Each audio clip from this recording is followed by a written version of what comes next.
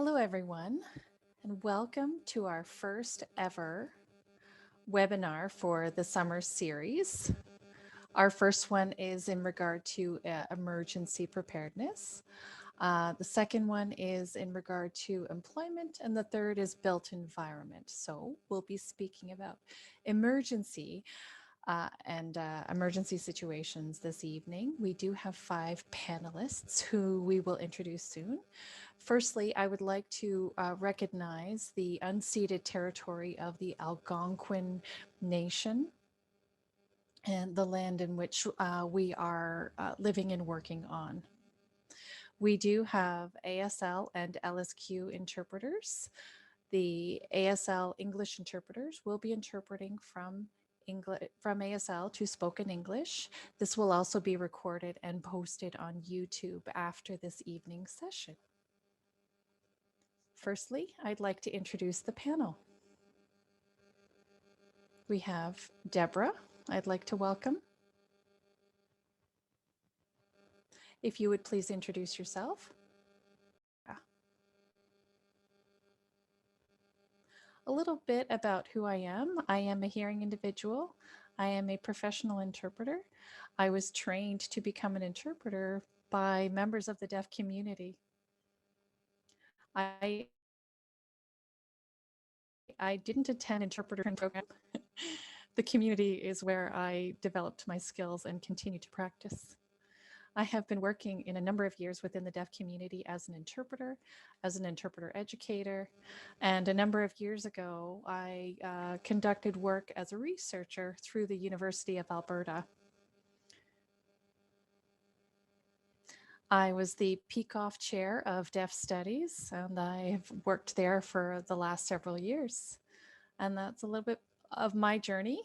I've worked at the Canadian level. I've also worked at an international level. I was the WAVLI president as well. And that's a summary of who I am, and I'm very happy to be here. I'd like to turn it over to Joe McLaughlin. Hello, thank you, Wyatt. I would also like to add in that we are in the Coast-Nosh Indigenous territory where we play and learn and work together.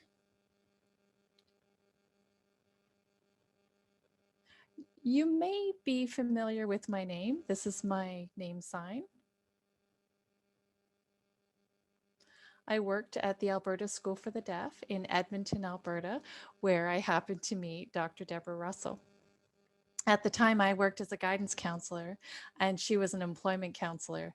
And we had met from time to time. And being that it's a small world, we have encountered each other along our journey.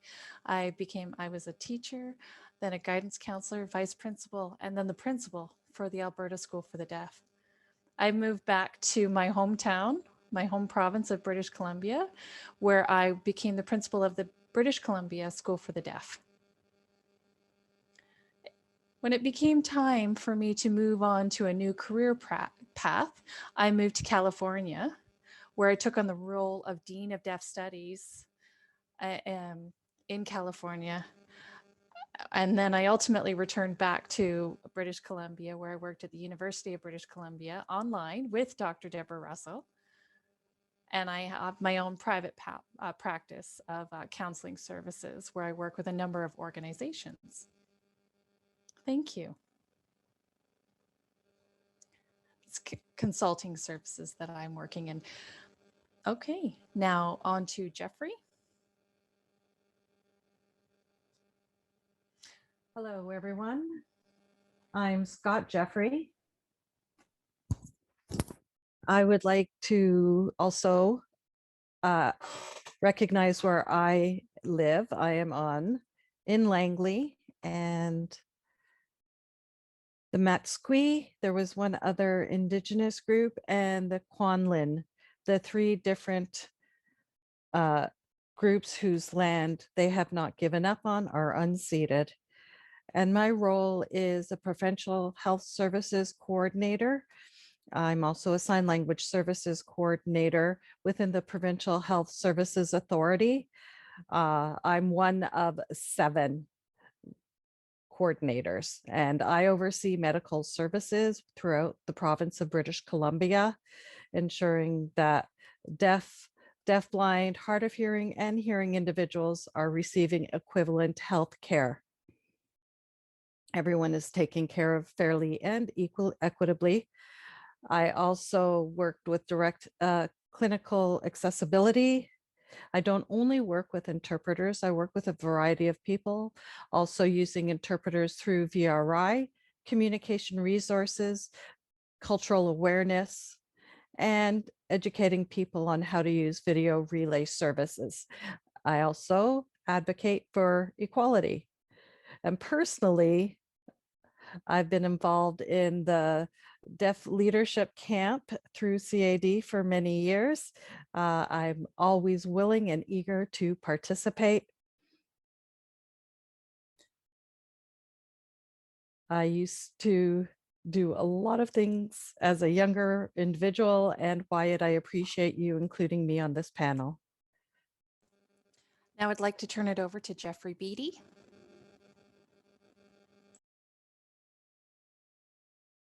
Hello. Welcome, everyone. This Indigenous territory, I'm not exactly sure where we are. It's in Squamson? It's Algonquin in the Ottawa region. Algonquin in the Ottawa region. I'm very happy to see everyone and participate in this webinar tonight. I think it's very important as Canadians, we be able to do that.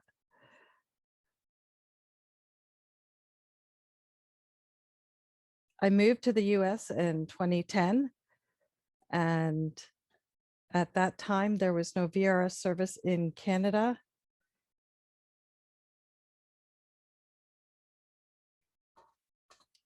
I'm not kidding.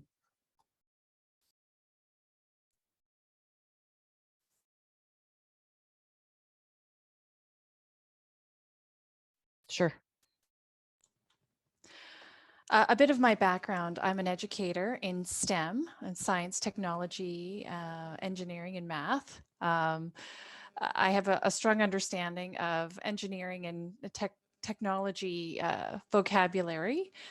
I'm able to take the advanced concepts and make them clear in ASL and expand on a lot of these ideas and concepts to ensure that young deaf individuals learn. And I'd like to see more of that in Canada, right?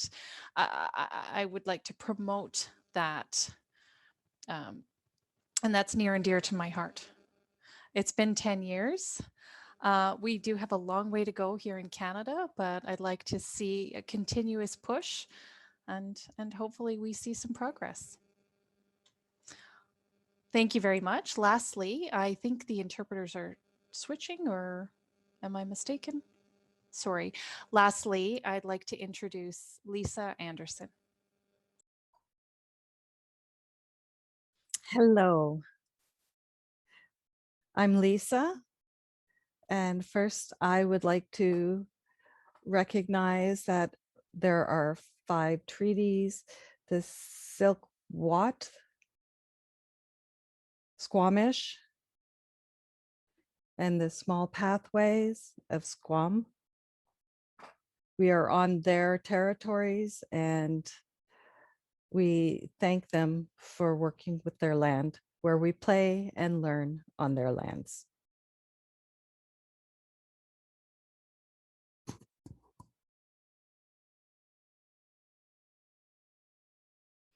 I have several roles within the community. Here I will focus tonight on 2 of my part-time jobs that I'm currently working in. My first is at Douglas College within the interpreter training program. I'm an instructional facilitator. And then I also work for the province of Nova Scotia at St. Mary's College, working with a wonderful team with Dr. Linda Campbell. And there we also work with interpreting. And I'm also a consultant for the accessibility with the wireless communication. That is the DWCC Deaf Wireless Committee, which is another role that I'm the active chairperson for. That is Deaf Wireless Canada Advisory Committee, or the DWCC.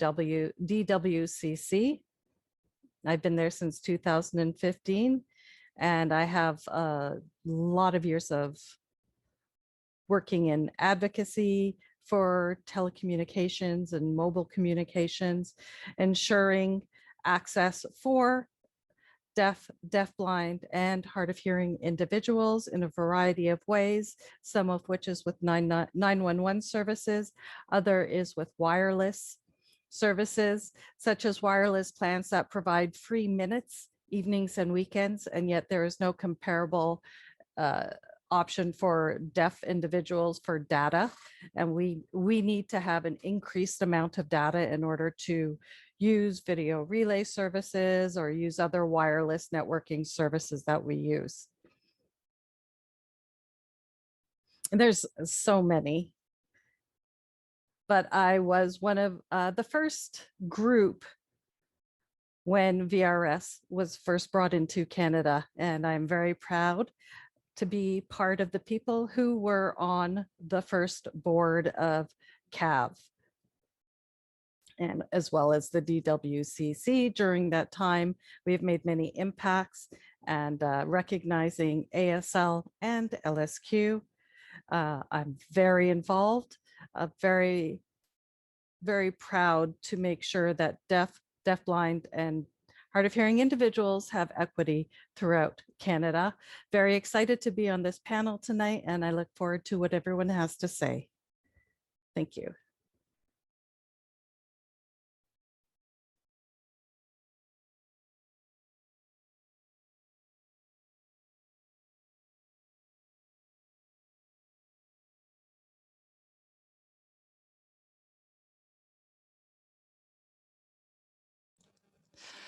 Hi there, I'm Wyatt. I'm the director for CAD, and I work on policy, legislation, and regulations. I oversee the work that is happening to ensure that accessibility services are appropriate for deafblind, and hard of hearing communities across Canada. I just want to check in with everyone that things are running smoothly and we're not encountering any technical difficulties at this point. Okay. All right. I think everybody is good. I'll just give a brief synopsis of tonight's event. It will be an hour of general questions posed by myself to the panel. Not everybody has to answer each question if you feel compelled to. We'll be covering 6 different questions this evening, and then after that, we'll take a break for about 10 minutes midway through. And then the second hour, there will be questions directed specifically to each panel members in their role with emergency services. We'll end this webinar with question and answer for our audience to have the opportunity to pose questions.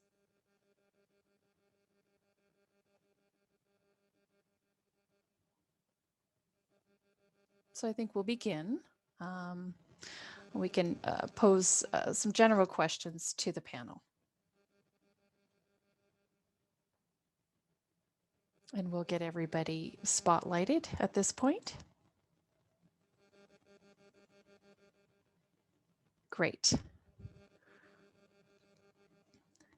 So how did you arrive to your position at working or studying in emergency preparedness or emergency situations? What brought you to this place? Lisa? I don't mind answering.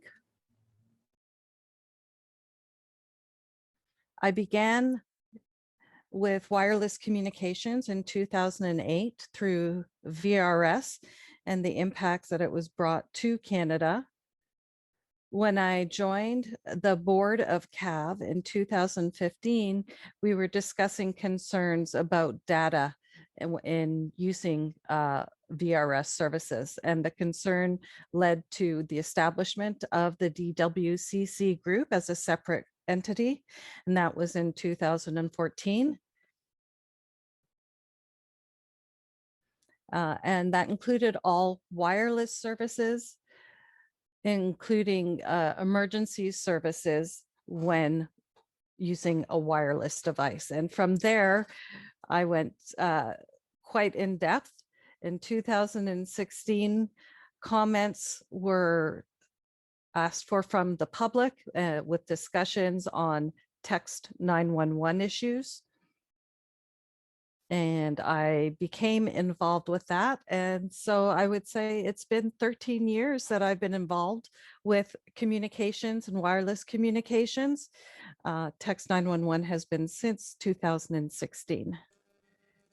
Very interesting. Would anybody else like to add a comment? Scott?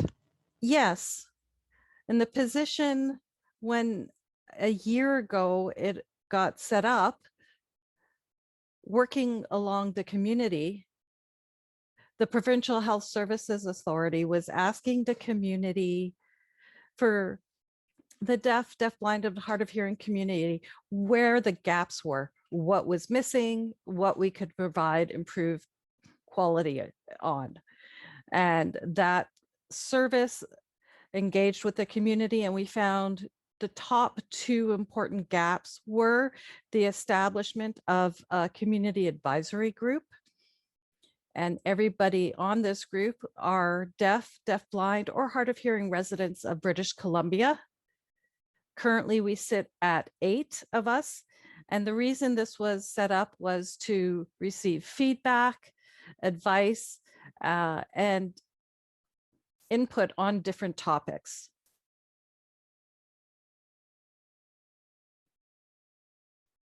With this group, we look at different information and we'll see if anything is missing. I get advice from them and I get feedback. I was also hired as the deaf lead coordinator for doing outreach. And part of that is through the Provincial Health Services Authority, where internally in the health system, I'm advocating with doctors, with emergency services, hospitals, and there had never been that kind of a position in the past. I was able to increase awareness and to listen to them. I advocated to the community and as added awareness on deaf culture. For the past 2 years, I have been gathering information and research, like Dr. Deborah Russell, gathering information. And what we've noticed mainly is the advisory group and this position that was necessary. So that is what led me here. Would anybody else like to add any comments? Deborah? Well, Joe, would you like to go, or I can take this? I guess I'll start. My first experience was when interpreting in times of emergencies. You might have maybe been born or not. It was 1987, and we experienced a tornado. And at the time, there was no access to communication during that event. And members of the deaf community were phoning the CBC, and they finally accepted the notion to provide an interpreter during emergency broadcasts for the tornado. But this is the first time this was seen, a national crisis. I think actually three people perished that evening while I was working. If I remember, the helicopter had to come, and they filmed a gentleman trying to rescue these people. It was a horrific event. And from that, there was a realization of the importance of communication. And remember, I said this was back in 1987. And over the years, Canada doesn't have a consistent history of providing access during times of national disasters. There's no communication policy, there's no regulations or standards in place nationally, which is problematic. When I became president of the World Association of Sign Language Interpreters, Colin Allen at the time was the elected president for the World Federation of the Deaf. And the two of us recognized a need. We decided to draft a joint position paper in regard to communication access for deaf individuals during times of disasters. And the paper was drafted at a perfect time because it was authored, and a month later, Chile had a terrific earthquake. There were no interpreters televised. There was advocacy to the officials in the country, which were denied, but the position paper was presented and they finally accepted in providing interpreting services for that. So there's power in documentation about needs and requirements. And I think that that led us to the research. And I'm very grateful to Gary Malkowski for inviting both Joe and myself to participate in the Emergency Preparedness Research Project for Canada. So that's a little bit about how I came along this journey and our research began. And from Joe. Now, I remember that tornado in 1987, and I just so happened to be traveling with my two boys, or the three boys. They saw big black funnel clouds as I was driving, and I didn't think anything of it. I was there were other cars passing by, and I was focused on the road. I was visiting my wife, who happened to be actually it was my two boys. So my wife was giving birth to our third, and we arrived at the hospital and we were met with hail. And I remember it was August, and again, didn't think anything of it, finished the visit, went home. Now, at the time, Deborah's husband Stu called me on the TTY and said, turn on your television. It was the evening, and I saw Deborah on TV interpreting, but she was this tiny little bubble on the corner of the screen, and I needed to get a magnifying glass in order to see her. But then I realized, oh, it was a tornado. I called my mother. I let her know through TTY that I was okay, because no calls could come into Alberta from other provinces such as Saskatchewan and BC, but we in Alberta could call out. So again, we didn't have access to that information, which is proven to be very challenging for deaf, blind, and hard of hearing individuals. And that's what led Deborah and I to conduct our research. Wow. Well, I was born in 1991. I was unaware of that. So wow, that just gave me chills. Thank you for sharing. Jeffrey? I wasn't involved in that, but I remember in 1992, there was a group of deaf individuals, and I was invited to go to Rochester for 911. And it had to do with TTYs. So I was one of the only people who had a laptop at that time because I had it for my job, and it was only supposed to be used for work. But I had the laptop. I didn't want to use a desktop. I had connected it up. I was familiar with IT sorts of things. And my parents led me that way. But when we went to Rochester for the 911, I learned so much more about different life experiences, and it had a great benefit for me. And that kind of led me to my natural interest, which led me then into the wireless committee. I then contacted the CRTC and said it was my right for access, and I asked who would pay for it.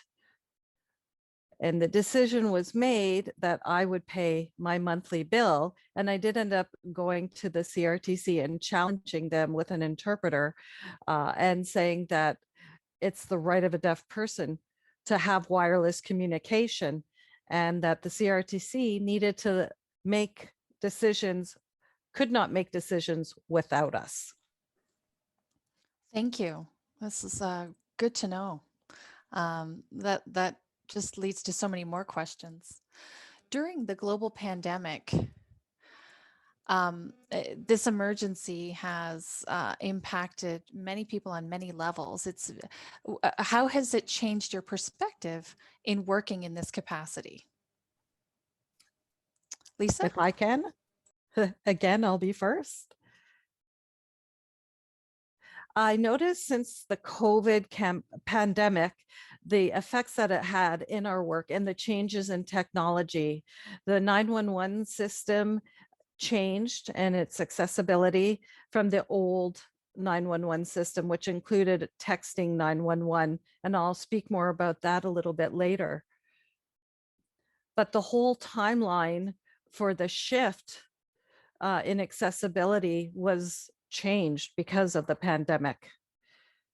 And I will speak more about that texting 911 later, but was supposed to be in place by December 2020.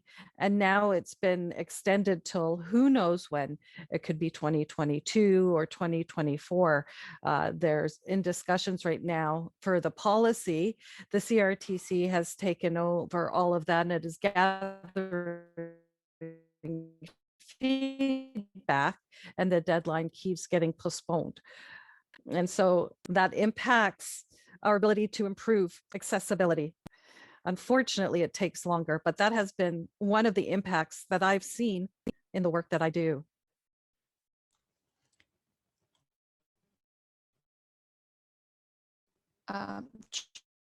Joe?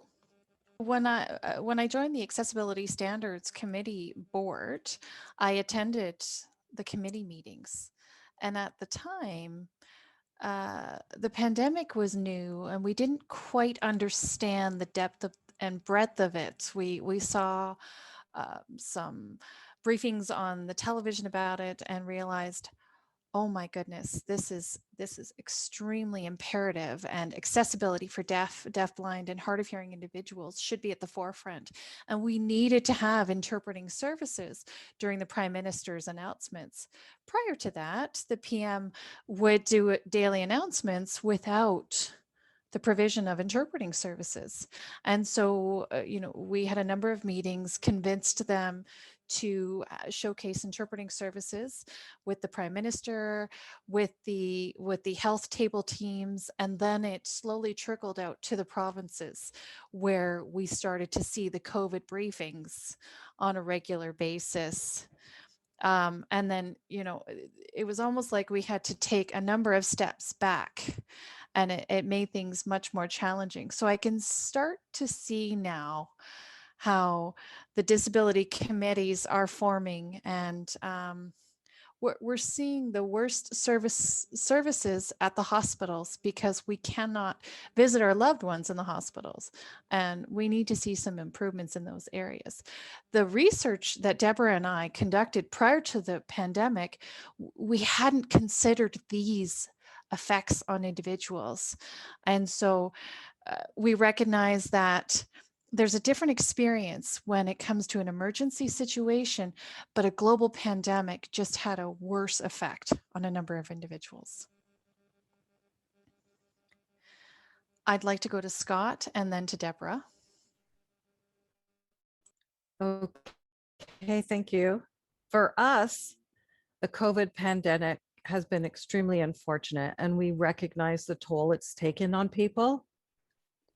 But the door has opened to some silver linings. For example, VRI, or interpreting over different video platforms, was not yet accepted, and it has since become more popular and used much more often. Now, I'm not speaking only about BC, but I'm speaking all of Canada. And many of the provinces started putting things into place where they didn't have interpreters available to go out. They weren't able to communicate just in writing. And that's when in the BC Island and in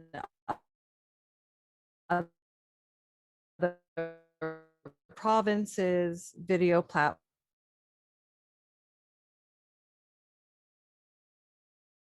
interpret, whether it be doctors or for their patients. And that hadn't happened prior to the COVID pandemic because they said due to privacy concerns that wasn't allowed.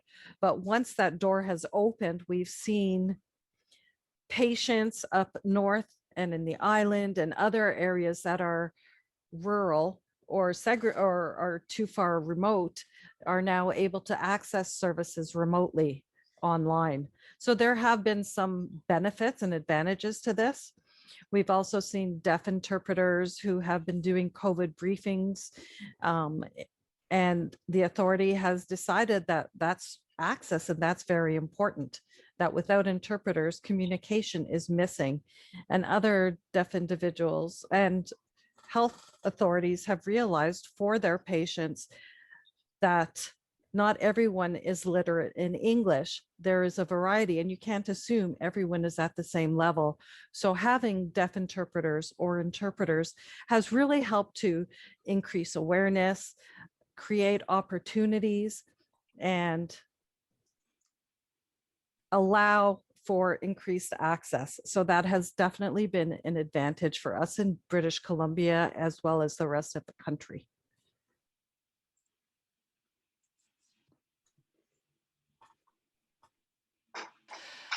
Yes,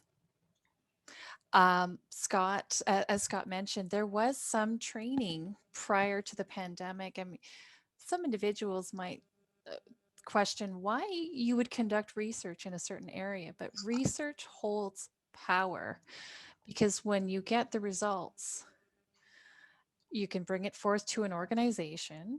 And of course, one of the recommendations was interpreter training.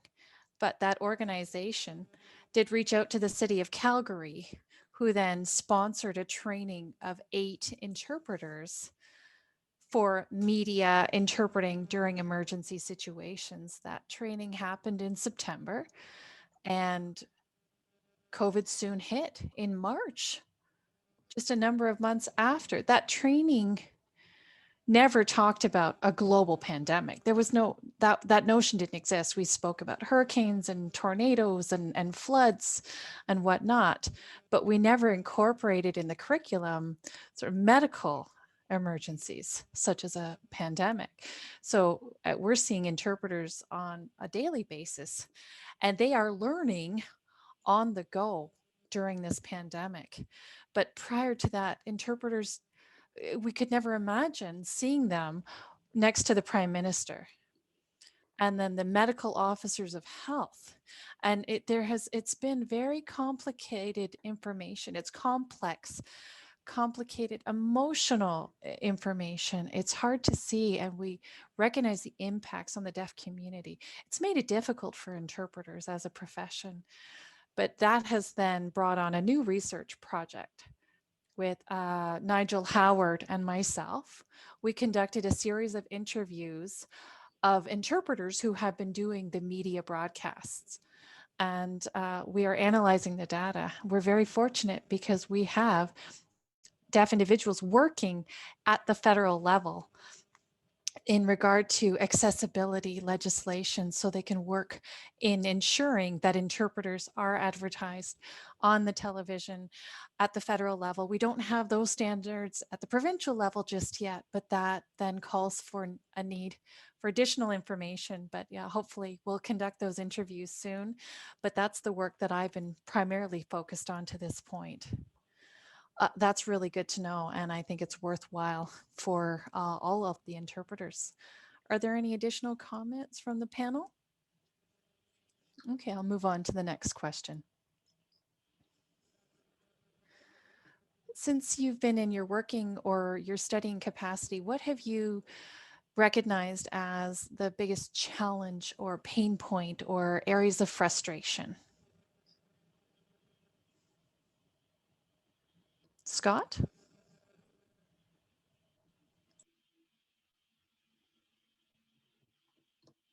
I'm not sure about the other provinces. There's a variation, but there are 7 health authorities in BC within 5 different regions. two of which are on Indigenous territories, and the other health services I work within, that's BC, there's research. And with those 7 different areas that I'm involved with, there are 36 different offices covering those regions. So there's not one centralized area that I can change. I have to deal with all of these offices in all of these areas.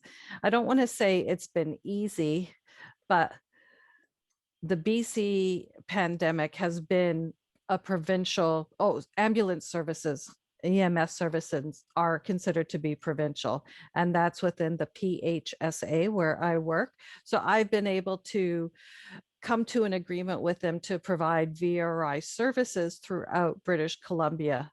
And that has been unique because they're the only one who are centralized. But hospitals are divided into different regions. Some are central, some are on the islands. And so having to work with all of those individually and providing medical services court ordered throughout BC, again, everything is regional. It's having to deal and put agreements in place with each of these regions and each of these offices. So for me, that has been a large challenge because there is no consistency.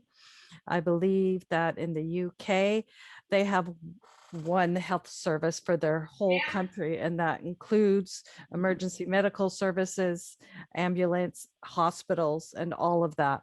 Unfortunately, there's 32 with over 200 doctors and different regions, and it's been very challenging for me. I hope that in the future there'll be increased awareness and recognition, and the Accessibility British Columbia Act hopefully will also will be spread out more and people will know about it. Any other comments? Lisa? Thank you. What we've faced at the DWCC committee, I would say there have been 2 challenges. Texting with 911, unfortunately, is not available throughout Canada everywhere. I live in Victoria and texting 911 is not available as of yet. So there are still a lot of gaps, and a lot of different rural areas are also not able to use text 911. And we want to ensure that there's access for everybody. It's a challenge. Another one that I've seen that is a huge challenge and is very unfortunate is that large corporations and organizations throughout Canada, when they're developing new technology or conducting new research, they just go ahead without including our community in there.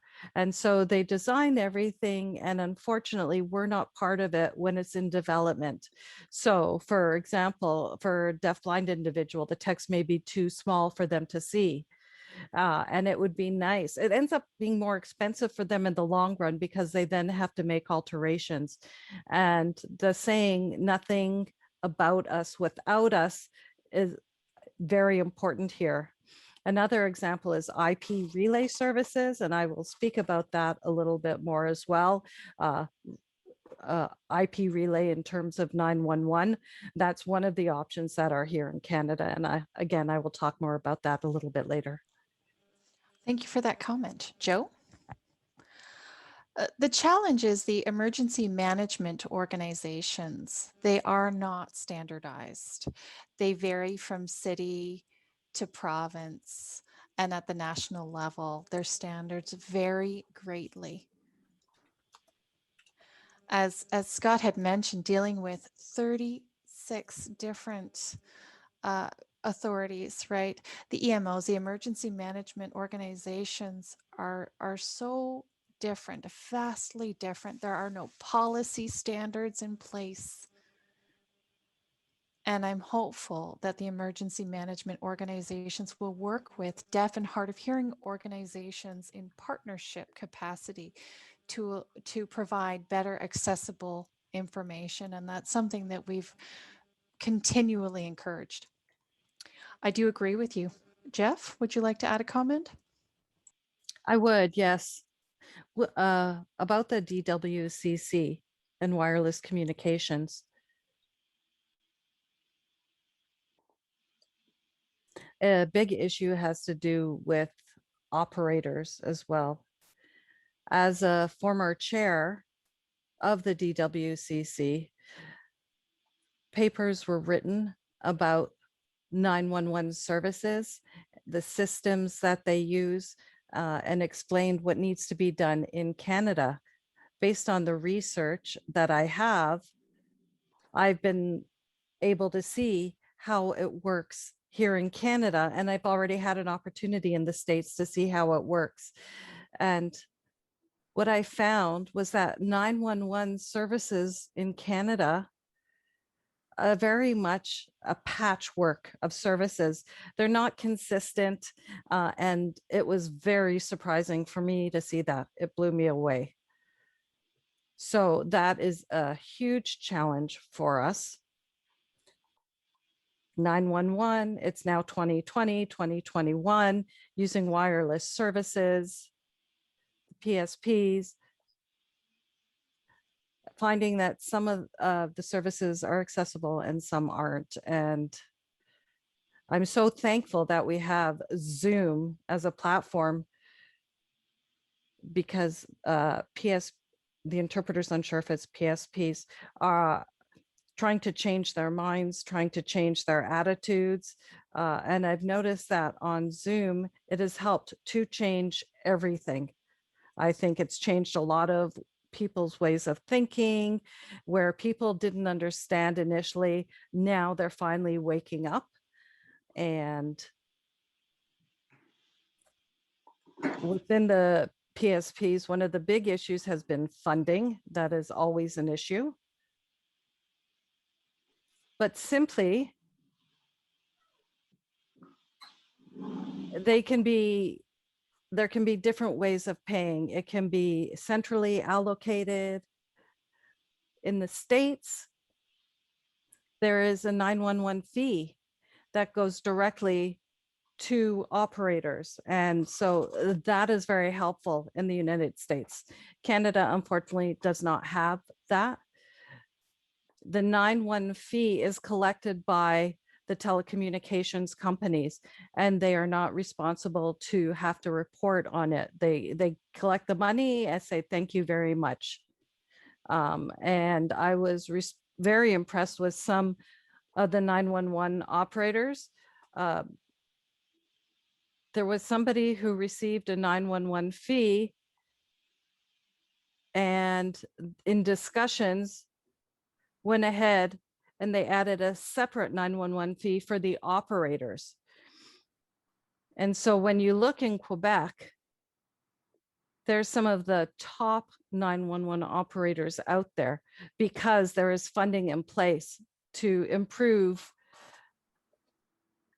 their infrastructure. And so they're able to staff it at appropriate levels. That would be great to see that on a national level. I'll look at my next question.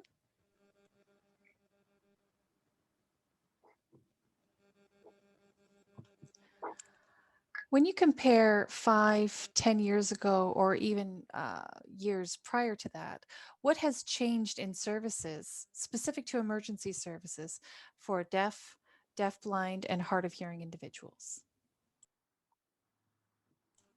Joe?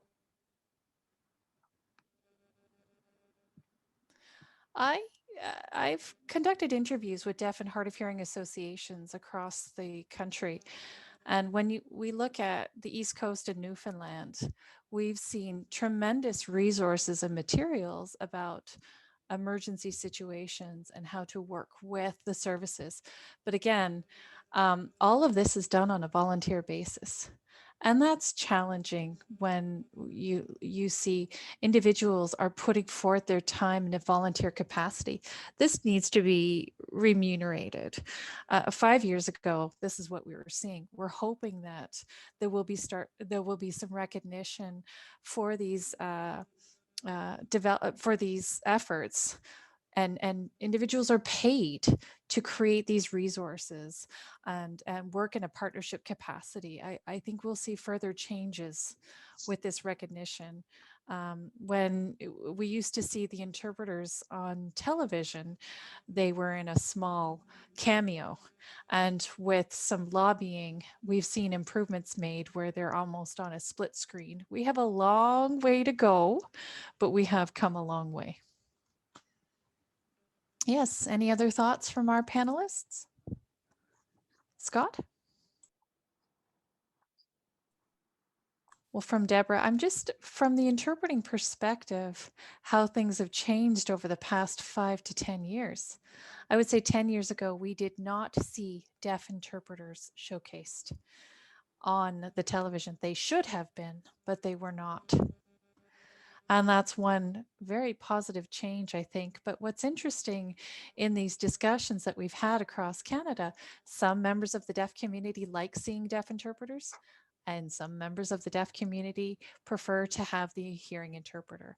So we don't have a general understanding or consensus about the public face of ASL, LSQ, and ISL, and who should be showcased during these emergencies.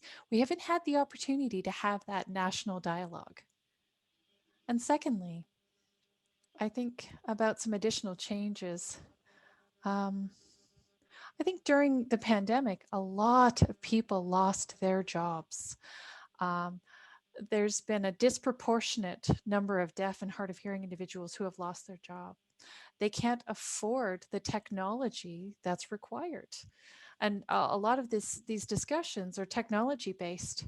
But when we consider our deaf seniors and our Indigenous communities and some of our lower socioeconomic status families, they cannot afford technology.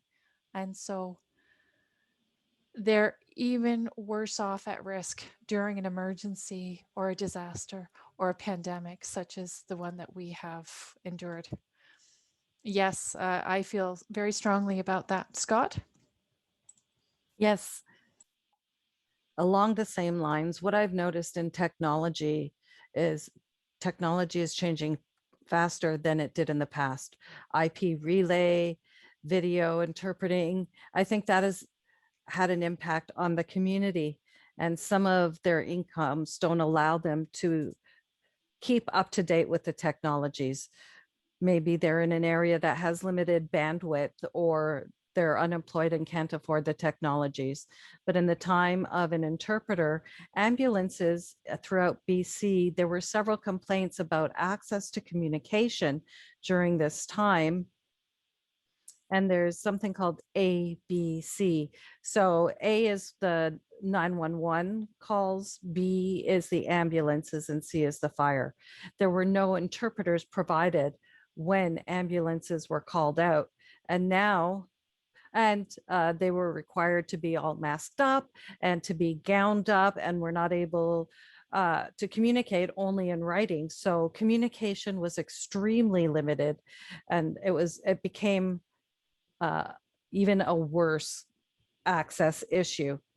And there was no VRS until they were able to get to the hospital. Now, it's not the ambulance said, the patient said it's not their responsibility to pay. They're there and they need somebody perhaps as a support person for them, but they shouldn't need someone to advocate for their services at the time, and they don't want to have to pay for that. Now, B, with VRI services, they're able to keep those within their ambulances. You're no longer using data provided by the patient when they're deaf, deafblind, or hard of hearing. Now they have the actual technology that they need in the ambulances so they can communicate everywhere, and they can have an interpreter on VRI on the way to the hospital and when they get there. So that had a huge effect on access for communications, and especially with those individuals who couldn't afford to have the devices and the technology. And because of the pandemic, there have been, as we've seen, some negative impacts as well. Jeffrey? In 2018, there wasn't a lot of changes with the text 911. It was the same as it was initially set up. And there were 80 people sitting around at a meeting with all of the different telecommunications companies together talking about text 911. And I was there as well to oppose what they wanted to establish.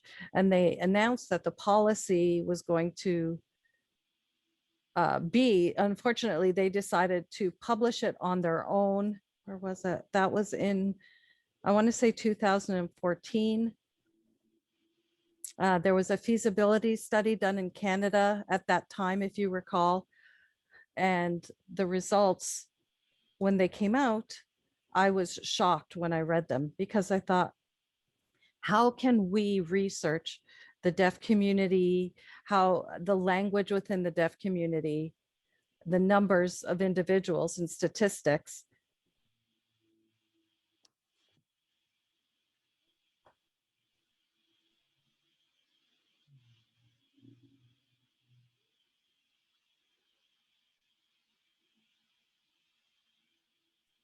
the validity of the studies, how could that be shown when it came to, and the decision made on text 911?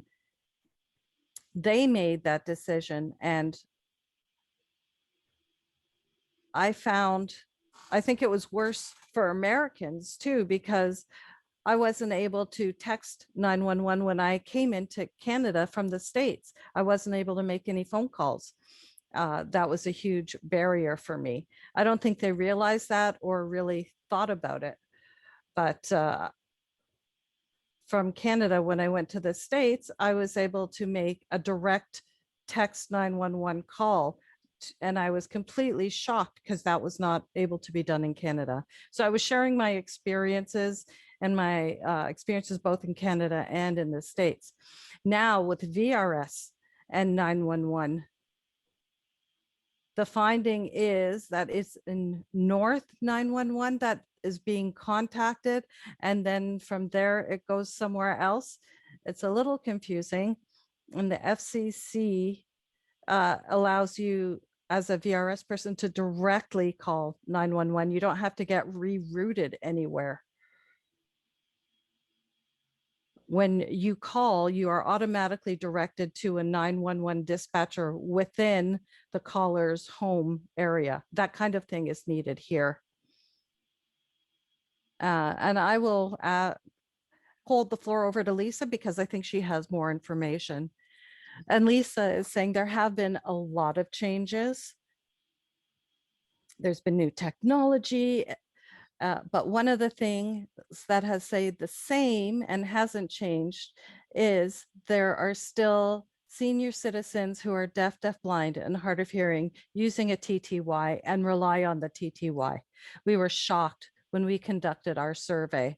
I can't remember the specific amount of people, but senior citizens like to keep using their TTY for accessibility reasons, whether it translates into Braille. And seniors are slower to adapt to newer technology. So we have to respect that population as well. That's why all of the options need to be kept.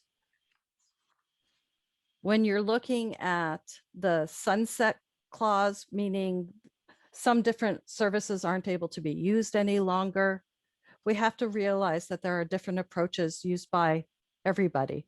And so we have to fight and fight hard to keep the TTY, because I believe that the policy determined that it was going to be allowed for another 10 years. After that 10 years, however, they were going to change over into an IP relay or IP kind of a TTY.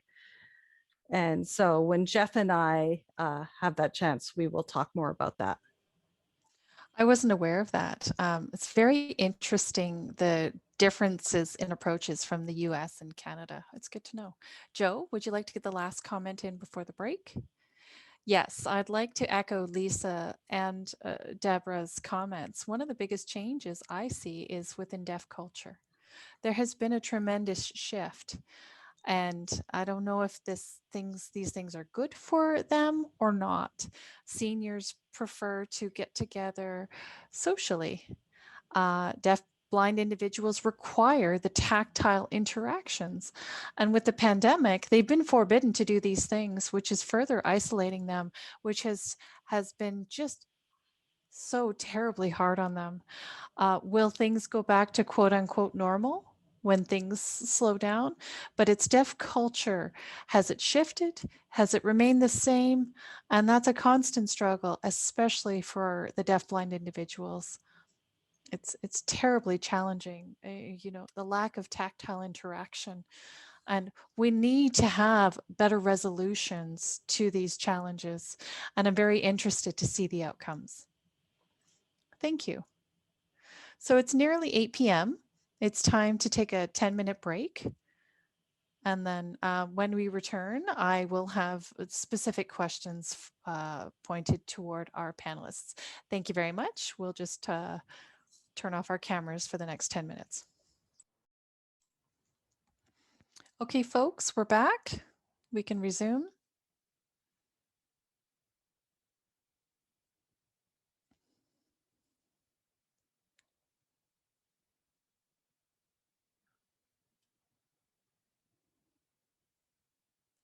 Just waiting on 2 more individuals.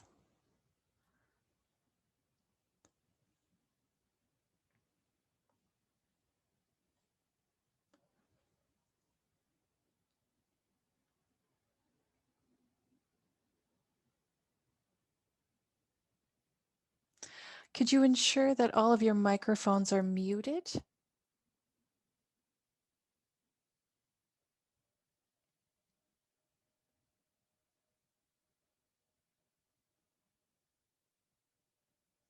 Is Joe muted?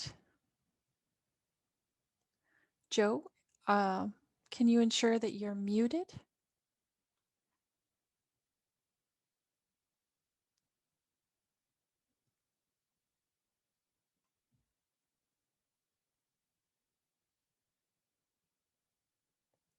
Joe, if you see the image of the mic, if you could mute it. No, I didn't join this Zoom session with audio. You can hear my background. Oh. Yes, and if you would just, on the bottom, the image of the microphone, click on it and it should be muted. Okay, thank you. Okay, I guess we'll start again. This is the section where we will be directing our questions to certain individuals. For the next 10 minutes, I'll be directing these questions to both Deborah and Joe, and then we'll pass it along to Lisa and Jeffrey and Scott. Okay, so feel free to turn off your cameras, except for Deborah and Joe. Yes, Lisa, you can turn off your camera. These questions are specifically for Deborah and Joe.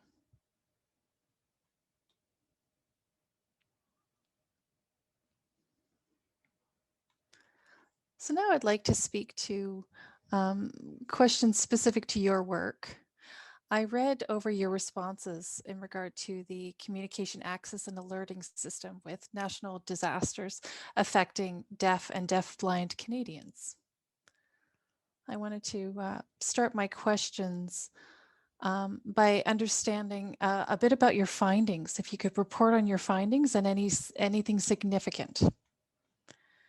Well, the 3 things: the focus group, the contact surveys, where we met with groups of individuals throughout the country, and then the individual interviews. Sorry, the online interviews, the first part, were about individuals between the ages of 30 to 70. That was a large group.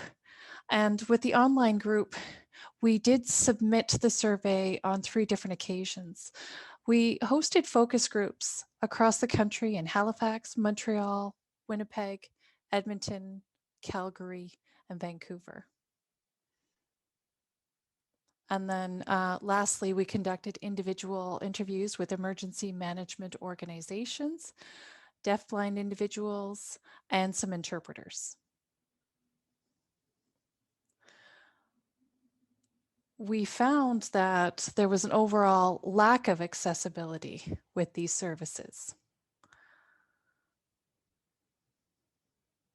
Most people's experiences were with ice storms, specifically the ice storm in Quebec, where everything froze over for a full week. There were experiences shared with us about forest fires and floods and severe storms. And when we learned about the Quebec ice storm, a lot of deaf individuals didn't have access to interpreting services. However, there were LSQ services provided, but not ASL. There are Anglophone deaf individuals in Quebec who didn't have access to the information because it was solely provided in LSQ. And when it came to deafblind individuals in British Columbia, they expressed the need to be able to go in and communicate with people tactily. And the suggestion was that, that indicators were drawn on individuals' backs, like an X would be that's an indicator to evacuate. There was a couple in a northern BC forest fire, and they were told to evacuate and stay at a temporary place provided by the Red Cross. Information and instructions were provided to the groups on a daily basis because the information was constantly changing. And this proved to be very frustrating because there was no interpreting services or access to communication in these temporary places. Bottom line is, emergency management organizations need to undergo some training.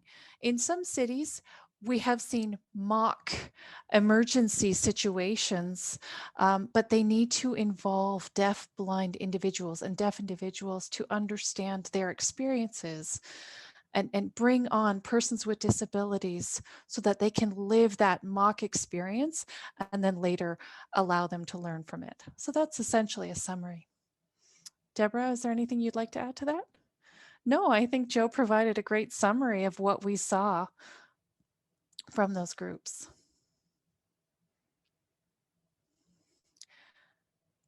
How important is it to notify individuals during emergency situations and disaster situations? It's how critical is it to get that information out there? I can answer that one. I think from the COVID pandemic, we've seen how imperative it is to have the deaf perspective and the deaf-blind perspective on how to access communication worldwide, not just in Canada. In national crises, we've seen Australia wildfires, but that was specific to Australia, and it didn't impact us here in Canada. But now and people have said, well, that doesn't affect us here. But now this has been a global pandemic and it has affected people worldwide. And this is significant. So when individuals don't have access to communication in regard to their health, that puts them at a greater risk of possibly dying. And then the spread can be far more dangerous if they don't understand the measures in place. So we need to cover all the bases. And, in times of earthquakes in Nepal, for example, the deaf school completely crumbled and they didn't have a school in place for a couple of years for deaf children. And what started as, a bad storm, terrible weather, that led to education and then children didn't have access to education for over 2 years. They couldn't attend school. These are enormous issues and impacts. And as Scott and perhaps Lisa had mentioned, our senior citizens and lack of access to information. If they're unaware of the information, they can't protect themselves. which means that they're at a greater risk of mental health issues. And so it's a snowball effect. One thing impacts the other, and it has affected everybody across the globe. We're very fortunate in Canada to have some accessible information in some ways, whereas in other countries, they haven't had that type of accessibility to information. When we have lack of information or misunderstanding, there's increased risks to vulnerable individuals, to domestic abuse. We're seeing the number of police calls and police visits in regard to domestic violence. And all of this it goes back to the disasters, and everything affects the other thing, right? As Joe mentioned, the evacuation center and the inaccessible information, right? People didn't know how to apply for the Canada Emergency Recovery Benefit. There are so many things, right? When women needed to flee their homes, they didn't have access to information. They couldn't communicate. So again, it's not just about communication during times of disasters and crises. This affects everybody in some way, shape, or form. What types of trainings should exist and what should be provided for deaf and deafblind individuals during emergencies to prepare themselves for emergency situations? I've learned that the emergency management organizations employ staff. They have staff at the municipal, provincial levels. And we've asked if they employ deaf and deafblind individuals, and the response was no. So they would be better prepared and have better communication systems in place if they hired interpreters rather than, looking for them after the fact or in those emergency situations. In the US, they have their own group of interpreters, deaf individuals, deafblind, and hard of hearing individuals that formulate a team that travel across the nation to help in those emergency situations. And we need to see that here in Canada for emergency preparedness training. Hire these individuals so that we can see better access to communication for deaf, deafblind, and hard of hearing individuals. We haven't seen that quite yet. When we look at the municipal and provincial levels, they take on differing perspectives on how to manage these disasters. Right? There may be policies to announce very severe situations, but at the municipal level, they might not have that urgency yet, right? They might think that they're okay on a local level, but these seemingly not disastrous situations can become quite disastrous, much like the forest fires that were almost announced too late. So that lack of consistency between the differing levels of government, emergency management organizations and the Red Cross are formed with wonderful people, well-being people, but to have the inclusion of persons with disabilities, deaf and hard of hearing, and deafblind individuals will help. Yes, to bring those individuals in to better understand their needs from their own perspectives.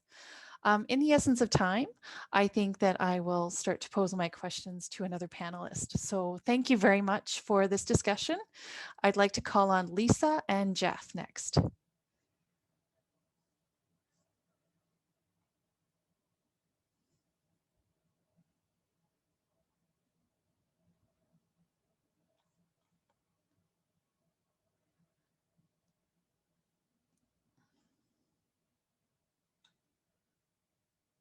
Okay. If you could share your findings from your research or the work that you've done about the overall experience with telecommunications companies and the impact on deafblind and hard of hearing individuals. Sure. I focused on the text 911. There was a lot of research and a lot of reports written on it. Our report is called Redefining Access for Text 911 Saves Lives. That was published in 2016. And that was conducted with 60 individuals were surveyed throughout the country. Participants were deaf, blind, as well as hard of hearing. And about 60 to 70% of individuals have registered for Text 911.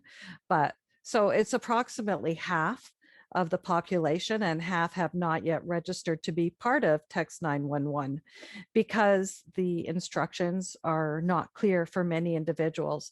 57% have said that they've never heard of Text 911. They didn't realize they had to register for it, and the registration instructions were not clear for them. Many didn't know about it. 27% said social media, and 22% said they found out about Text 911 through the community sharing information with each other.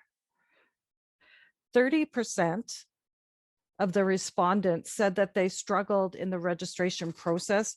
They didn't understand it or they had technical difficulties. And 81% said they had never used Text 911 as a service. But another 24% said that when they did use it, or 34% said when they did use the service, in the last year from 2015 to 2016 is a time period, 69% of individuals said that it did help them to receive 911 services quickly. And we asked about what kind of things they were texting about. When they were texting with 911 services, it goes to a central call center. Once they began texting, actually. So in Canada, the system is very different than it is in the United States. Jeff is going to speak mostly to the United States experience, and I'm going to focus on Canada's experience, which is designed a little bit oddly. What you have to do is with your mobile device, you have to have the phone app.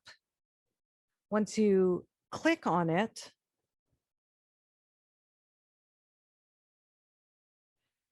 and you then have to dial 911. Once you do that, you wait.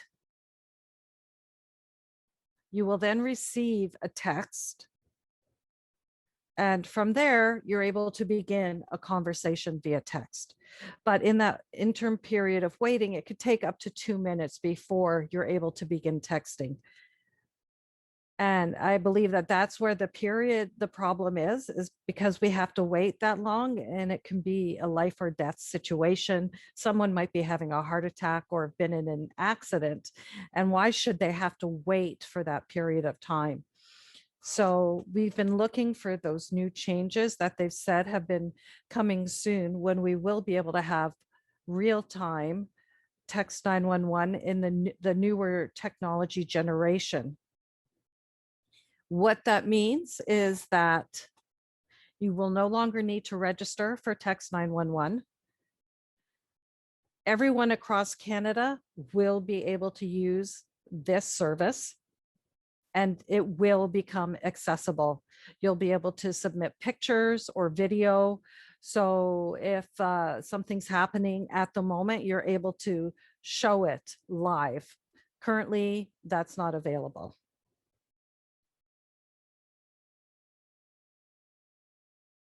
So hopefully those changes will come soon.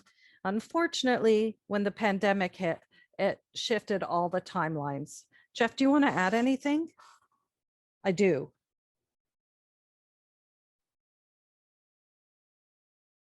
I used Text 911 in the States. Oh, sorry, let's wait. We're just switching interpreters. Go ahead. I texted to 911 in the States, and that is sent directly to that regional 911 office. My address, everything is there. Everything is immediate. And I just had to explain very quickly. My address was automatically sent. And then I was fortunate that before I passed out because of heart issues, they were able to come. Now in Canada, I wouldn't have been able to do that with text 911. First, I have to dial 911 and then I have to wait the up to 2 minutes. And during that time, if I were having a heart attack, I wouldn't still be conscious. So very problematic.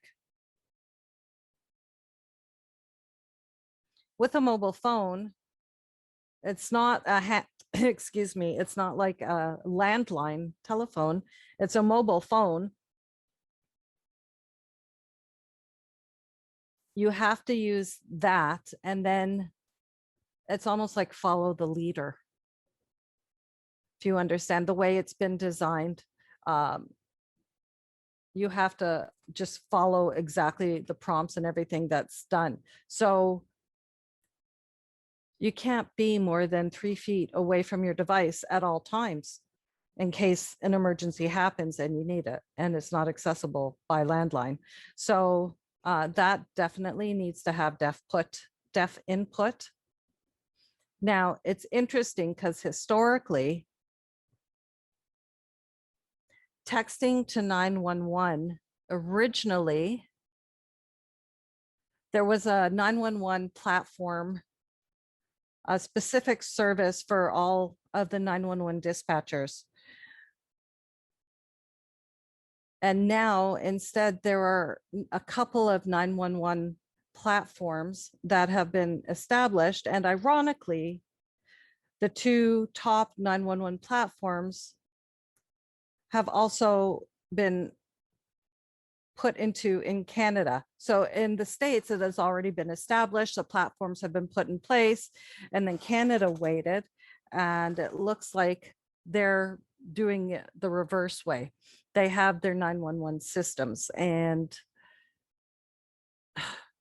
I don't understand why they did it that way. Jeff, Lisa is saying you had a couple of stories that you wanted to share. And Jeff is saying, oh, that's right. Sorry.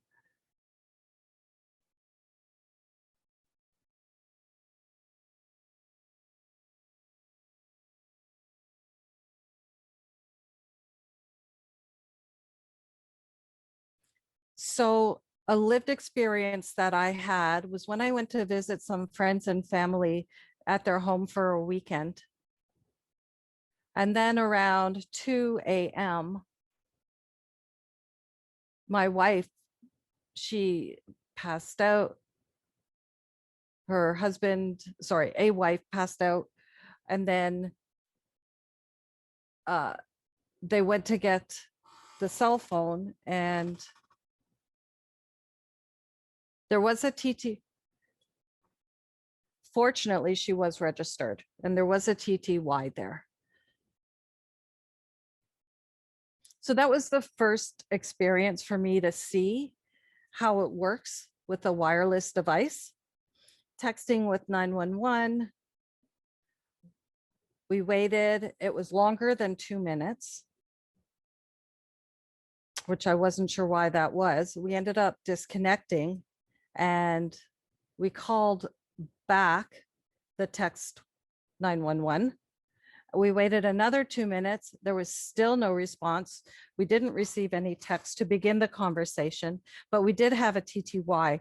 So I went on to the TTY and I called 911 with that. And the TTY didn't seem to respond. I hung up and then I tried using the text again with my mobile device a third time, went back and forth with my TTY, a fourth time on the mobile device, going back and forth. It took probably 45 minutes. It was finally when on that umpteenth time, when I texted 911, I said, I need an ambulance, I need EMS. There are lung issues involved, and asked for my wife's information.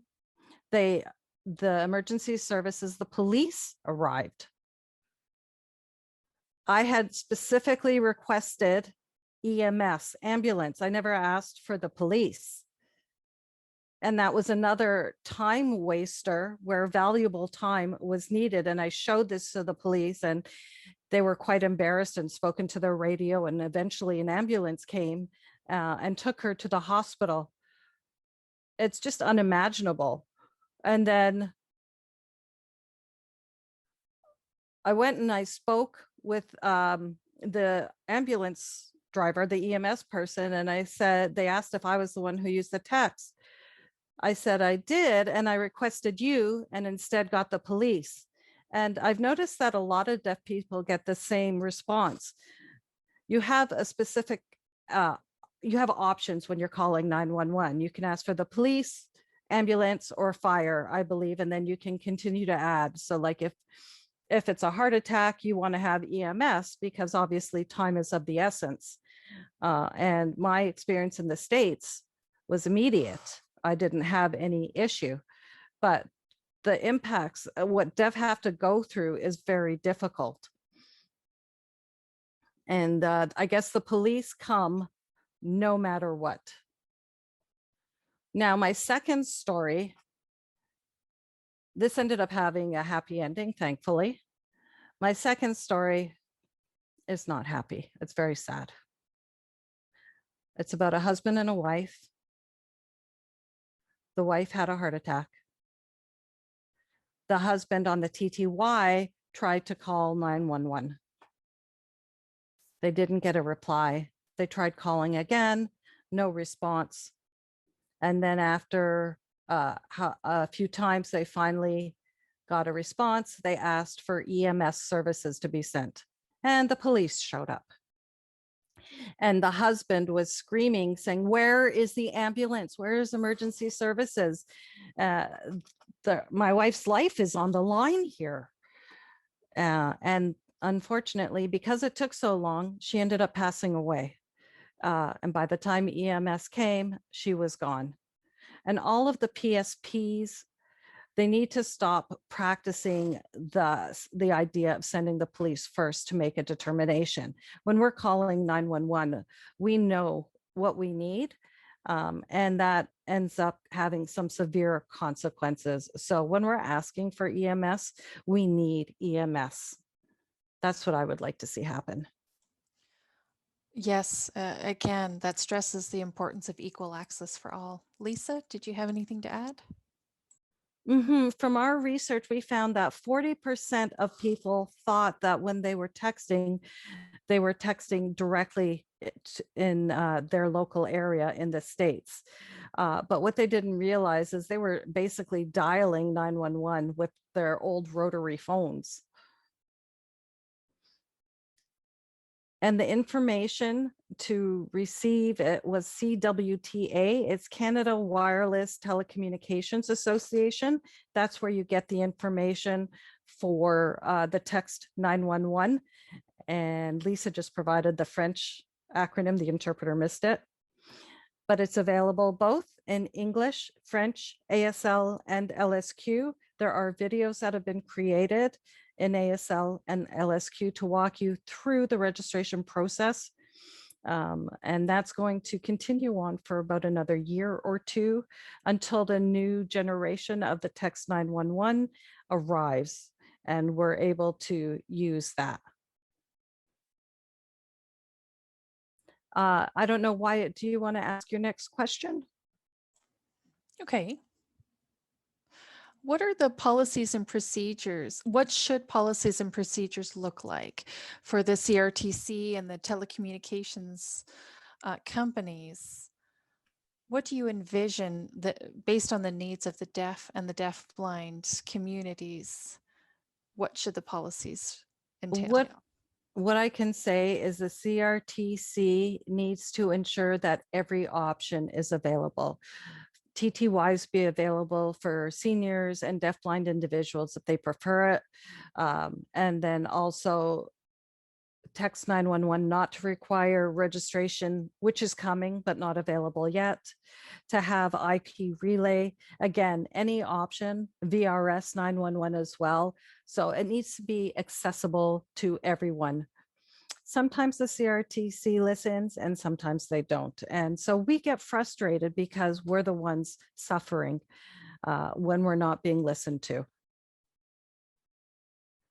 So we have to be persistent with the Emergency Services Working Group, ESWG. That's a group within the CRTC. They have different protocols on what it is that they need to do. And they're a group of 88 members that includes, who is it? Different phone companies, the police, fire departments, as well as emergency services. They all form this table.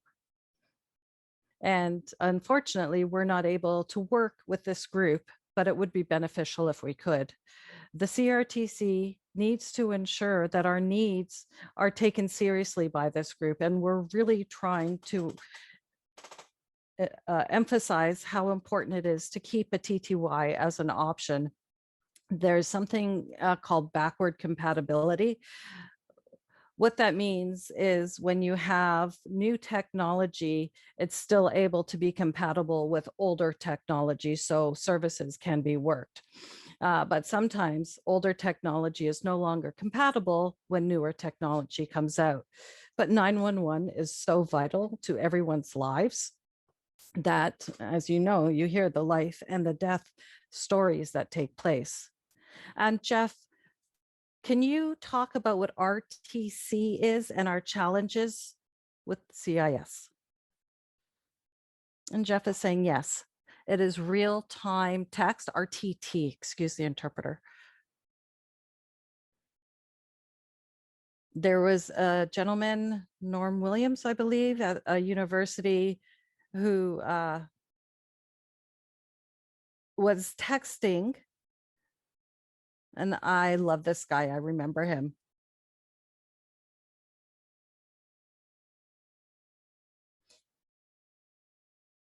He used RTT instead of 911, instead of having the back and forth with texts. He wanted it to be real time. So Norman worked with a couple of researchers and finally received some grant money. And I'm so thankful because of him, we were able to have 911, and that became, that evolved into text 911. Sorry, Lisa's feeding me again the name. But it's thanks to him that RTT, the real-time text, became morphed into text 911. And then there's RTT 911 and other vocabulary that goes along with it. There's a general as well as a 911. And I believe there are two separate entities. One is for gamers, but the RTT 911 is for operators only. They get an ITU involved, and the FCC is involved, and AT&T, I believe, and Verizon, and those American phone companies all were involved.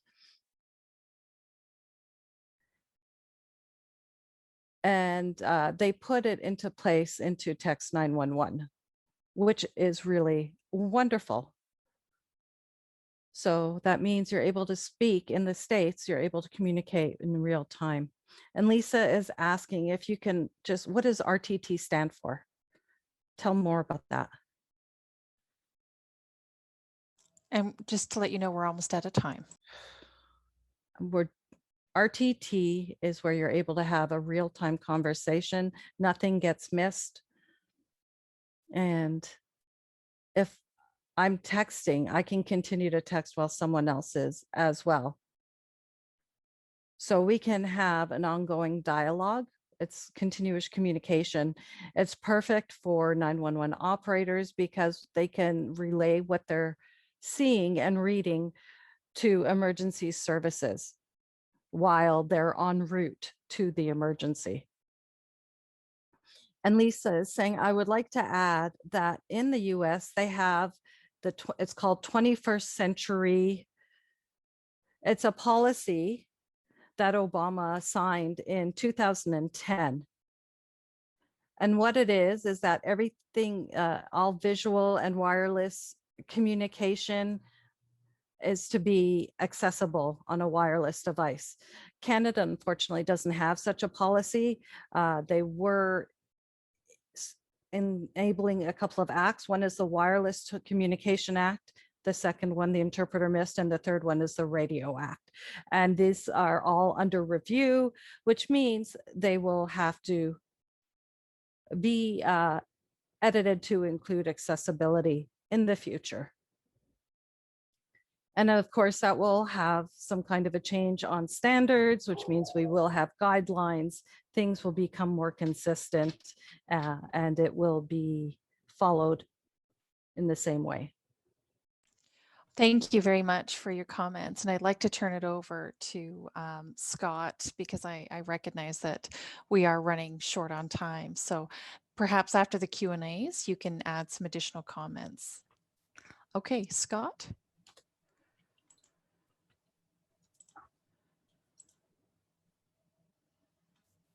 And the interpreters are just taking this moment to switch.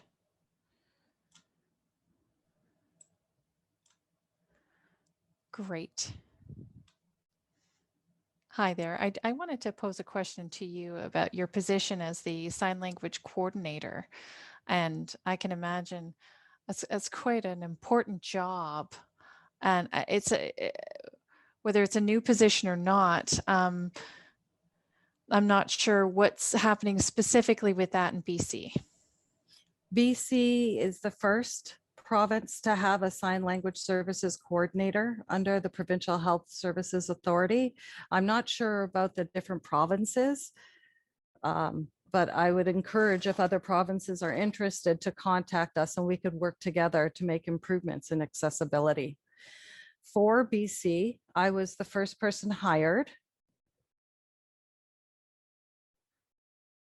And there is a deaf program, a web program for mental health under the PHSA. And so I was hired to manage those medical services and for accessibility for all. It's a very unique position that was founded last year. And during COVID, this position one was very rare, but I'm so grateful that the community advocated so that somebody was hired into this position. It had to be someone who had the cultural experience, the background. And as a deaf interpreter for medical interpreting for many years, I was part of the community. I'm part of the groups who advocate. And so it seemed like this was almost a natural role for me. I was able to strengthen it within the health authority. I worked for different services for 15 years prior to that. And I was involved in putting together the foundation for this job. It wasn't easy. It took a lot of patience and didn't happen overnight. So this has worked into an ideal role, and I'm really hoping that it will grow so that other EOMs, other regions, and other provinces as well can get involved. There's the Federal Accessibility Act, but for one person, it's a lot of work. And for myself as well, it's very tiring. Burnout is easy because I'm constantly advocating. I have a lot of deaf and deaf, blind, hard of hearing individuals contacting me. So if we had a larger department and we're able to hire more people, I think it would be best as a community-based team so that we could work together. And for hearing medical practitioners who don't have the information, this would make it easier if there were more of us to have our knowledge spread to all of these individuals. Well, I hope that your work will inspire others to continue to take on this work too. I'm hoping the rest of Canada, if their provincial governments need a model, look to us, contact me. I'd be happy to share whatever information is necessary so that we could be a model to set something up in your province. Absolutely. Based on your experience, how do you partner with the different healthcare authorities and programs and services to raise awareness of deaf and deaf-blind individuals' needs and the types of services they should be providing? Well, it takes a lot of patience.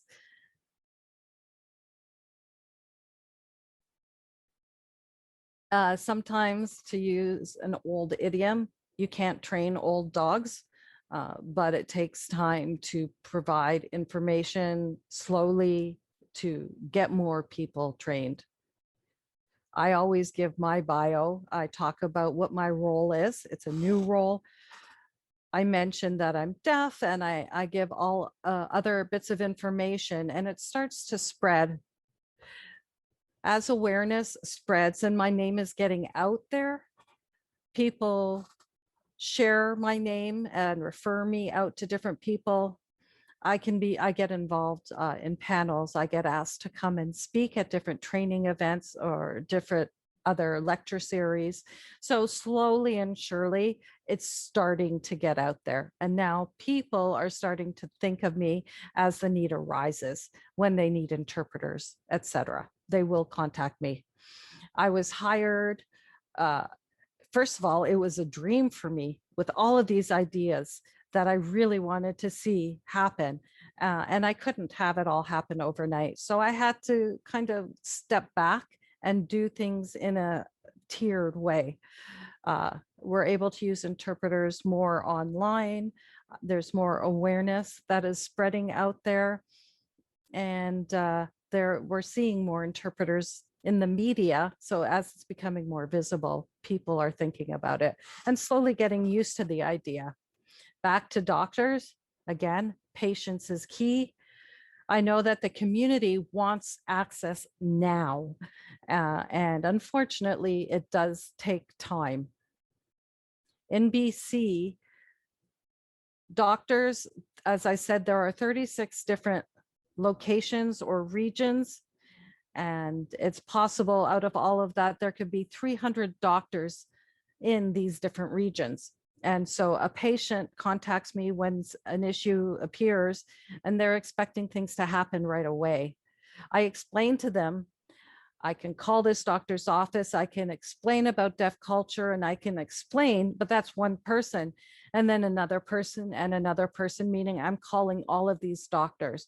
Unfortunately, there needs to be some kind of structure in place where instead of individually having to educate everyone, which is going to burn me out and take too much time, we need to start from the top in BC, the top doctors and the top bodies, get to them first, like the 36 different provinces or regions, or not provinces, regions that are out there. And if I can get to them first, and then it can go down from there. So from a top-down approach would be much easier. And again, this all takes time. Access is important. You need to have in-person interpreters, but it's COVID. And so that's not realistic in some places. We have virtual visual interpreters, VVIs, out there. And so you may have a doctor and then the patient, and you have the interpreter on Zoom. So it's not a VRI appointment, it's a VVI appointment.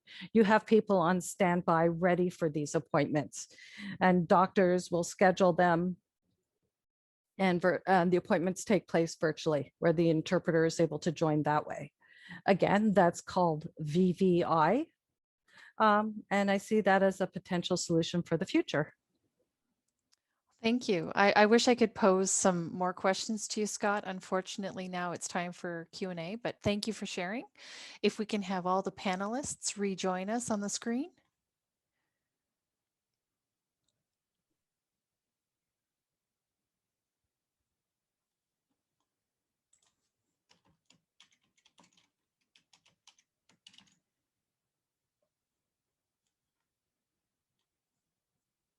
What a very interesting discussion brought from a rich wealth of knowledge in your specific disciplines. Now we'll open it up to the floor to see if any of our audience members want to pose a question. Thank you very much from Paula. We do have a few minutes left. Those of you in the audience, if you'd like to pose a question in ASL, send me a message and then I will allow you access to your camera, or you can pose a question in the chat. So while I'm waiting on audience questions, I'd like to pose the first question. How do you think services need to be provided for those Indigenous individuals, those who are living remotely? How can you support these individuals in emergency situations? Would anyone on the panel like to comment? Scott? My hope is that there will be a pool of Indigenous interpreters who would be ready to provide these services.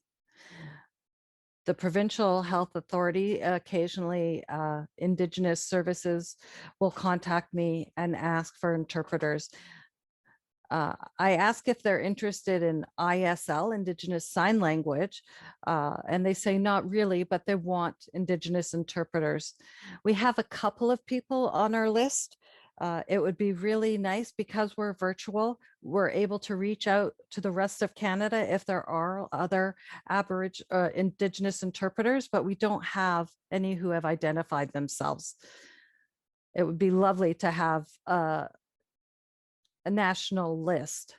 Of course, this is a challenging time. You have to book doctor's appointments in advance and try and arrange interpreters. If we had enough time, that might be a possibility. In emergency situations, when something is urgent and you need an interpreter now, there may be the possibility of contacting an Indigenous interpreter by phone who may have the context, the culture, the training and sensitivity as part of them. And so we think right now this is emerging to be able to have those values. I'm a white male, and it would be a conflict for me to present myself that way. But in an emergency situation, sometimes access is the priority until we're able to find an Indigenous interpreter who would be able to replace me or somebody else. So yes, it would be wonderful if we could have a list of identified Indigenous interpreters, and then we're able to choose the culturally appropriate person for the situation. Thank you. I have seen a couple of questions in the chat. If there's no further responses, somebody wants their video presented. And then secondly, the second question will be on the chat. Daryl? Hello, everyone. And what a fascinating discussion that's taken place regarding emergency services and accessibility. I'm very impressed. And I wanted to ask Joe specifically. I saw your comment about the interviews that you conducted, 200 to 300 Canadians across the country, and you spoke about the results and the findings. Have you published these results, and have you made them accessible to the public? From Joe, yes. The published report does belong to Canadian Hearing Services, CHS, in Toronto. The findings and the resource and report should be posted on their website, on the barrier-free communication. I believe this was about 4 or 5 years ago. I think, yes, 2017. And also, too, I think it is on the BAF Broadcast Accessibility website, Broadcast Accessibility Fund website. And Daryl is saying, thank you so much. I appreciate that.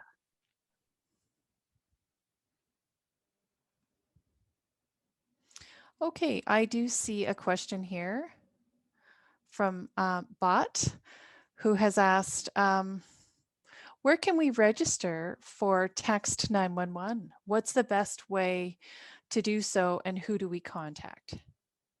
I can answer that. Lisa? First of all, hello, Bharat. Nice to see your name on chat.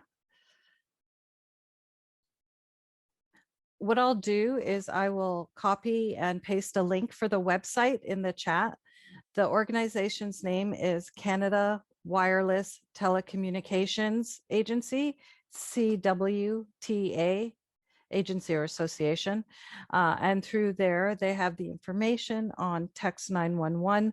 There's also video in ASL and LSQ that explains the procedure to register and how to do it. So I will paste the link into the chat box. And then I'll send it as well to you, Bharat. I will respond to you. So hopefully you'll get that. If you have a problem, contact me directly. I'll help you. That's great. Thank you. We do have one more question, and then we will wrap it up. To Kim Wood, would you like to type your question in the chat, or would you like to be able to turn your video on? Okay, I see she's responded with video.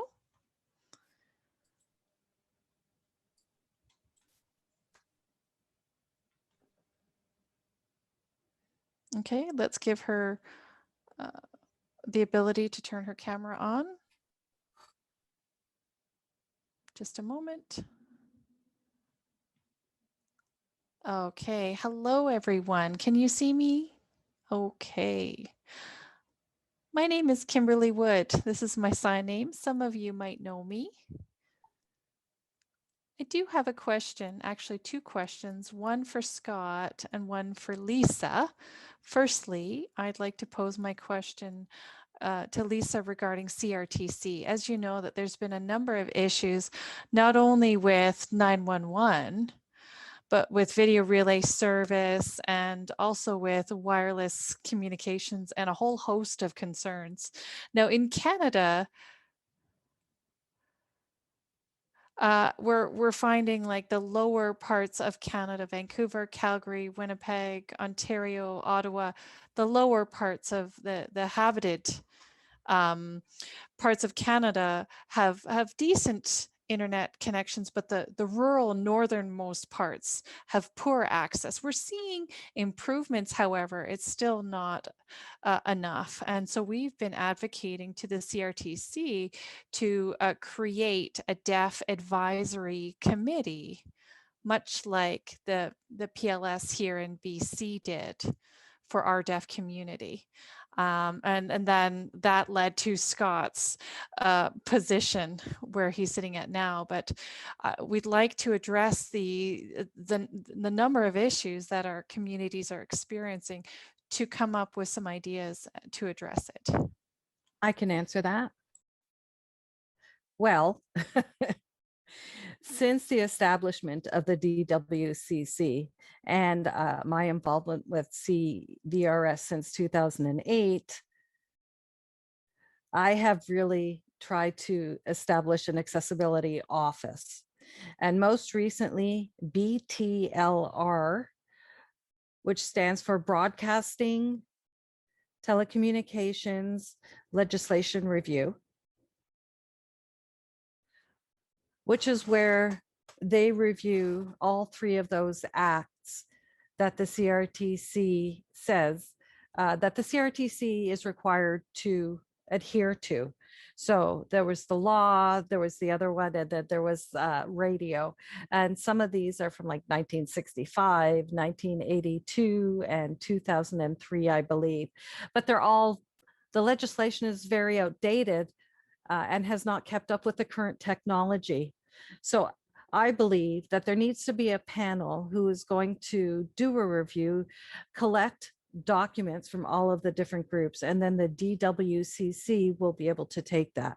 The Minister of Industry has said that the report will be due January 2020. And the recommendations will be made to the CRTC. One of them is for an accessibility office. The other is for an advisory committee. And then thirdly, a recommendation is that there be a diversity committee. So including people from the telecommunications offices as well as different positions. But none of that has come to fruition because the pandemic hit and everything was put on hold. All of the legislation, the acts, everything that was in process to make, to reform and to do everything has been delayed. And so we don't know, it could take up to another 5 years for these things to happen. And that might be part of Kimberly's comments. So that will be listed in the registration so that everyone has to adhere to this in a consistent manner. And we'll have hopefully offices within the federal level, accessibility offices. This has not happened. Everything is still moving at a snail's pace, and that there needs to happen. But thank you so much for your question, Kim. Okay. Understanding that we're out of time, but do you have an extra comment there, Jeff? If you can keep it quick. I just wanted to comment on Lisa. I want to say with Deborah Russell and Joe McLaughlin and everybody, I used to live in Maryland. And at that time, the FCC was doing negotiations. And what I saw was a lot of talk in the community. This is at the time when they were looking at establishing video relay services in the States and an accessibility office as well. The decision was that these things had to happen at the same time. There needed to be an accessibility rights office in place while VRS was being launched. And so I think that kind of a model that the FCC established was very successful. It worked. And that in turn had an effect on policy being made at the federal level, and accessibility offices should be set up here. It's funny because there's even an accessibility office within the White House with Obama. And he met with some deaf and deafblind and hard of hearing individuals. But that kind of a thing needs to be established here in Canada. The FCC has experience and they realized that they had to hire people who are deafblind and hard of hearing as employees within the FCC. They have the real experience, they have the lived experience. And then afterwards, I believe that the FCC actually appreciated that they did hire individuals and it helped in advocacy. And that was just the last thing I wanted to say. Thank you. Okay. Sorry, we've run out of time, Kim. They don't live in our shoes. They don't experience the barriers that we experience on a daily basis and trying to break down the barriers. But lastly, Scott, you mentioned hiring Indigenous interpreters. I'd like to know how many Indigenous interpreters we have in BC or nationwide.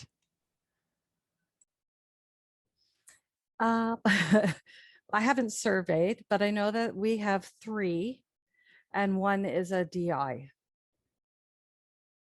So 3 plus a DI. I haven't actually gone out there recruiting individuals. Some of them work other jobs on a part-time or full-time basis, so aren't always available. Now, I would love to establish a list or a pool, but at the same time, I have to respect their rights for privacy.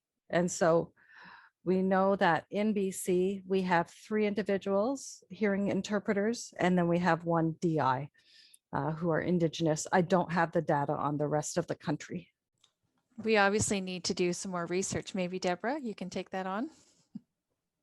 And yes, that is one thing that we are advocating for with CASLI is understanding the demographic information to paint the picture of who our interpreters are and how we can recruit more culturally appropriate interpreters to provide that training so that we can match the community needs, and not just Indigenous representation, but for the Black community. And we have many, many diverse cultures within this country. We are a predominantly Caucasian field, and we need to make improvements in that. Absolutely. Thank you very much. If we can turn off Kimberly's camera. Great. Now it's time to conclude our session. It's been a fantastic experience with varying perspectives on emergency preparedness and services for deaf and deafblind individuals. Thank you to our audience for participating and attending. Thank you to our ASL and LSQ interpreters and for your work this evening. That's great. You're welcome. Thank Thank you. you. Thanks for having And me. merci beaucoup. Good night.